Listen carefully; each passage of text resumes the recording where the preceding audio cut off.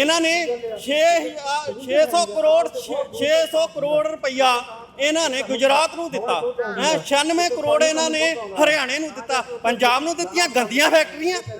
CNG plant ਦੇ ਵਿੱਚ 1 lakh ton ਕੂੜੇ ਦੇ ਮਗਰ 1 ਲੱਖ ਟਨ ਕੂੜੇ ਦੇ ਮਗਰ 1.5 ਲੱਖ ਤੋਂ 2 ਲੱਖ ਲੀਟਰ ਪਾਣੀ ਦਾ ਵੇਸਟੇਜ ਹੋਣਾ ਹੈ।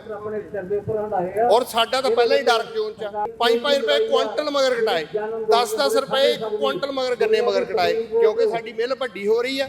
ਸਾਡੀ ਇਹ ਮਿੱਲ ਤਾਂ ਸਾਡੀ ਮਾਂ ਆ। ਉਹ ਗਊਸ਼ਾਲਾ ਦੇ ਨਾਂ ਤੇ ਉਹ ਪਲਾਂਟ ਸੀ, ਸ਼ਾਂਤੀ ਬਣਾ ਕੇ ਰੱਖੋ। ਗਊਸ਼ਾਲਾ ਦੇ ਨਾਂ ਤੇ ਹੋਇਆ ਤੇ ਉਹਦੇ ਬਾਅਦ CNG ਪਲਾਂਟ ਉਹਨੂੰ ਬਣਾਇਆ ਗਿਆ। ਉਸੇ ਤਰ੍ਹਾਂ ਹੀ ਇਹ ਆ।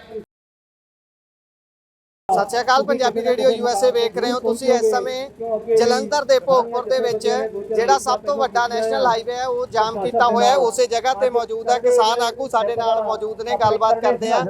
ਜਿਹੜਾ ਪਲਾਂਟ ਲੱਗਣ ਜਾ ਰਿਹਾ ਹੈ ਇਸ ਨੂੰ ਲੈ ਕੇ ਤੁਸੀਂ ਲਾਮਬੰਦ ਹੋਏ ਹੋ। ਪਿਛਲੇ ਕਈ ਦਿਨਾਂ ਤੋਂ ਸੰਘਰਸ਼ ਦੇਖਿਆ ਜਾ ਰਿਹਾ ਹੈ, ਕਦੀ DC ਦਫ਼ਤਰ, ਕਦੀ ਮੁੱਖ ਮੰਤਰੀ ਸਾਹਿਬ ਦੇ ਘਰ ਦੇ ਬਾਹਰ। ਪਰ ਲੋੜ ਕੀ ਹੈ ਇਸ ਦੀ? ਕਿਉਂਕਿ ਜਦੋਂ ਸਰਕਾਰ ਦਾ ਪੱਖ ਸੁਣਦੇ ਆ ਉਹ ਕਹਿੰਦੇ ਵੀ ਇਹ ਤਾਂ ਹਮੇਸ਼ਾ ਹੀ ਵਿਰੋਧ ਕਰਨ ਲੱਗ ਜਾਂਦੇ ਆ, ਜਿਹੜਾ ਵੀ ਕੋਈ ਪੰਜਾਬ ਦੀ ਤਰੱਕੀ ਦੇ ਲਈ ਕੰਮ ਕਰਨ ਲੱਗ ਜਾਏਗਾ। ਵਿਰੋਧ ਅਸੀਂ ਇਹ ਕਰਦੇ ਆ CNG ਪਲਾਂਟ ਦਾ।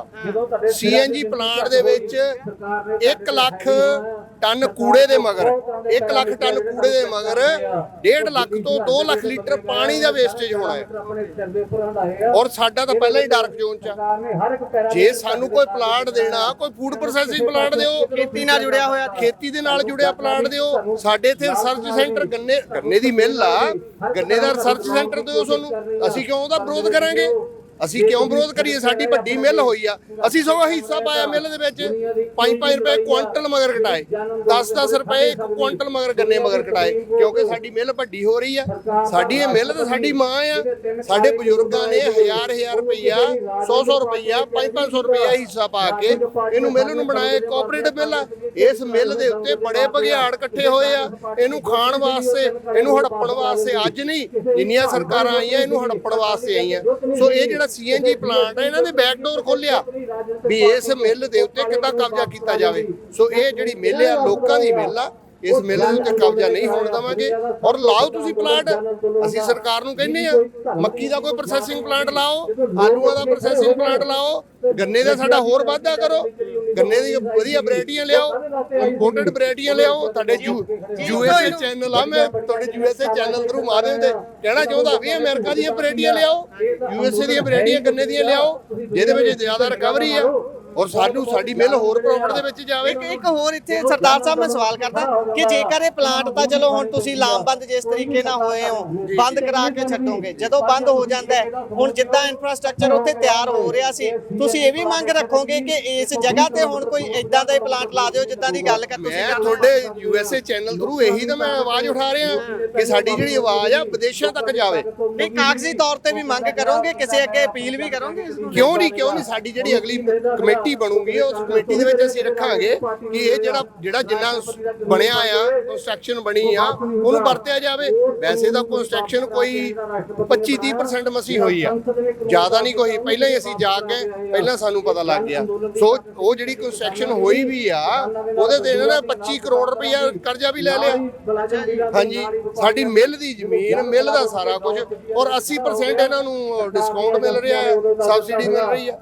ਸੋ ਅਸੀਂ ਸਰਕਾਰ ਨੂੰ ਬੇਨਤੀ ਕਰਦੇ ਆ ਵੀ ਇੱਥੇ ਜੇ ਕੋਈ ਪਲਾਂਟ ਲਾਉਣਾ, ਸਾਡੀ ਨਰਸਰੀ ਦਾ ਪਲਾਂਟ ਲਾਇਆ ਜਾਵੇ, ਗੰਨੇ ਦੀ ਨਰਸਰੀ ਦਾ ਪਲਾਂਟ ਲਾਇਆ ਜਾਵੇ। ਜਿਹੜਾ ਪ੍ਰੋਜੈਕਟ ਲੱਗ ਰਿਹਾ ਹੈ ਉਹ ਪੰਜਾਬ ਸਰਕਾਰ ਦੇ ਅਧੀਨ ਹੈ ਜਾਂ ਸੈਂਟਰ ਸਰਕਾਰ ਦੇ ਅਧੀਨ ਹੈ ਜਾਂ ਕਿਸੇ ਦਾ ਨਿੱਜੀ ਤੌਰ ਤੇ ਸਹਿਕਾਰੀ ਤੌਰ ਤੇ? ਇਹ ਸੈਂਟਰ ਸਰਕਾਰ ਤੋਂ 43 ਪਲਾਂਟ ਆਏ ਇਸ ਤਰ੍ਹਾਂ ਦੇ, ਜਿਹੜਾ ਕਿ ਤੁਸੀਂ ਦੇਖਿਆ ਹੋਣਾ। ਪਹਿਲਾਂ ਇੱਥੇ ਬਾਹੋ ਵਾਲੀ ਲੱਗਾ ਸੀਗਾ ਘਦਾਲੇ ਗੁਰੂ ਦੇ ਨਾਲ, ਉਹ ਬੰਦ ਕਰਾਤਾ।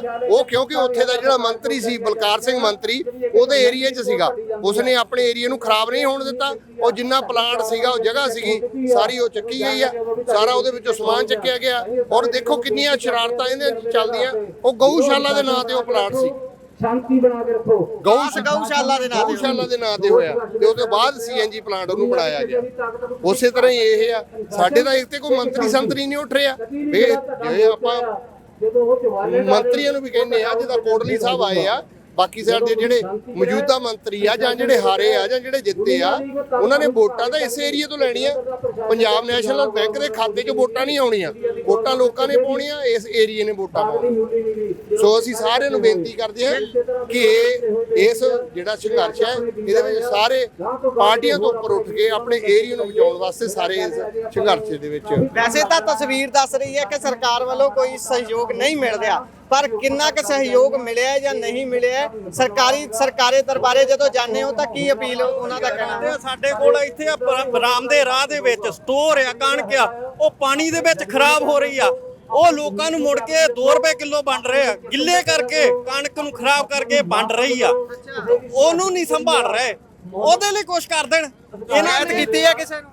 ਸ਼ਿਕਾਇਤ ਕੀਤੀ ਹੈ? ਸ਼ਿਕਾਇਤ ਬਹੁਤ ਵਾਰੀ ਕੀਤੀ ਹੈ, ਸ਼ਿਕਾਇਤ ਕਿਹਨੂੰ ਸ਼ਿਕਾਇਤ ਕਰੀਏ? ਪੰਜਾਬ ਟੀਵੀ ਅੱਗੇ ਸ਼ਿਕਾਇਤ ਕਰ ਦਿੱਤੀ, ਪਹੁੰਚਾਓ ਤੁਸੀਂ ਮੀਡੀਆ ਨੂੰ, ਕੋਈ ਨਹੀਂ ਪੁੱਛਦਾ ਕਿਸੇ ਦਾ ਇੱਥੇ। ਹੁਣ ਵੀ ਉੱਥੇ ਹੀ ਹੈ, ਜੇ ਹੁਣ ਵੀ ਇਸੇ ਤਰ੍ਹਾਂ ਹੈ, ਆਪਾਂ ਹੁਣੀ ਜਾ ਕੇ ਉਹਦੀ ਇੰਸਪੈਕਸ਼ਨ ਕਰਦੇ ਹਾਂ।